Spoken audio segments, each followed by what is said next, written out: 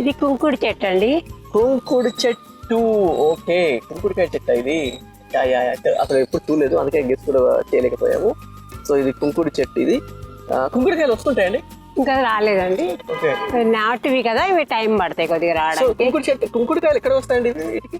వీటికి ఇట్లా కాయలు లాగా వచ్చేస్తాయి, కాయల్లాగా ఫ్రూట్ లాగా వచ్చేస్తాయి. ఓకే, ఇది పెట్టి ఎన్ని రోజులు అయిందండి? ఇది 5-6 ఇయర్స్ పైన. సో ఇది మనం మామూలు కుండీలో పెట్టుకోవచ్చండి మామూలుగా? ఈ బోన్సాయి అయిపోతుంది, కానీ కుండీలో పెరిగే అంతది కాదు, ఇది బోన్సాయి అయిపోద్ది. అప్పుడు ఇది బయట పెట్టుకోవడమే మంచిది. ఓకే, ఈ విధంగా బయట యాక్చువల్గా మనం ఇట్లా భూమిలో పెడితేనే 5 సంవత్సరాలైనా ఇంకా రాలేదంటే నా దగ్గర కుండీలో పెడితే రాదు. ఎందుకంటే బాగా వేలు అనేవి బాగా స్ప్రెడ్ అవుతూనే మనకి ఈల్డ్ అనేది వస్తుంది.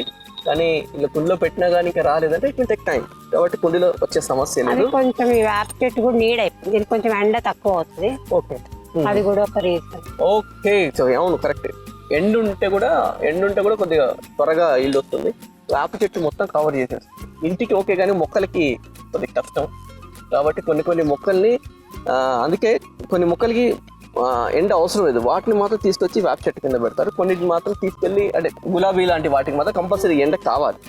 So at the same time కుంకుడుకాయ చెట్టు కూడా కొద్దిగా ఎండ ఉంటే మంచిగా వచ్చేవి, కానీ ఇప్పుడు రావట్లేదు. ఓకే ఫైన్, మెల్లిమెల్లిగా అటు నుంచి ఎండ కొద్దిగా లైట్గా పడుతుంది, స్టార్ట్ అవుతుందేమో.